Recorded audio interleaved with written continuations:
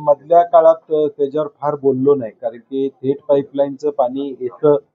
थेट पाईपलाईनचं पाणी किती लिटर दररोज उचललं जातं याची आकडेवारी महापालिकेकडे आहे. बालिंग्यातून आता किती पाणी उचललं जातं याची आकडेवारी महापालिकेकडे आहे. मुळात थेट पाईपलाईन हा एक वेगळा विषय आहे. थेट पाईपलाईनचं पाणी हे पुईखडीपर्यंत येतं. तिथून वितरण व्यवस्था हा वेगळा टप्पा आहे.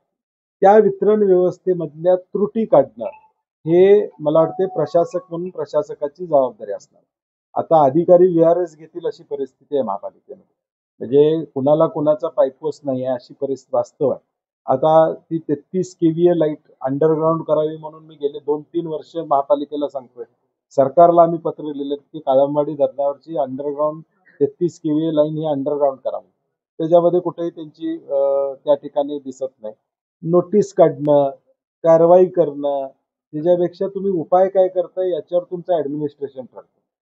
A good administration is who removes the loopholes and does everything.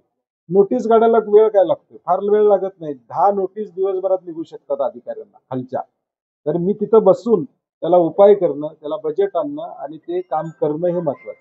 आणि म्हणून शहरातल्या वितरण व्यवस्थेवर एखादी बैठक कमिशनरनी घेतली पाहिजे.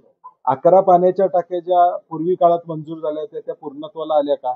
आता खाडे नावाचे कॉन्ट्रॅक्टर आहेत त्या 11 गाड्यात. कोण खाडे? आम्ही आता राजकीय बोलायचं झालं तर सुरेश खाडेंच्या भावांच्याकडे कॉन्ट्रॅक्ट आहे शहरातलं. मग त्यांना तुम्ही दंड केला का? महापालिकेने जो दंड त्यांच्यावर लावला होता तो महाराष्ट्र शासनानं माफ केला का? दंड लावलाय आणि लावला असेल तर ते पैसे वसूल झाले का? त्यामुळं ह्याला राजकीय कलर तुम्ही द्यायला जाल. तुम्ही एक कलर दिला तर मी 7 कलर देणार. तुम्ही देऊ नका. काय करायचं ते सांगा. काय कसं त्याला सुधारणा करायचं ते त्या ठिकाणी सांगा. आणि त्या प्रशासकांनी केल्या पाहिजे असं मत आहे. वितरणाची व्यवस्था, पाणी थेट पाईपलाईन मधून पाणी येतंय, वितरणात तुमच्या त्रुटी आहेत त्या सुधारण्याचं काम प्रशासनाने केलं पाहिजे.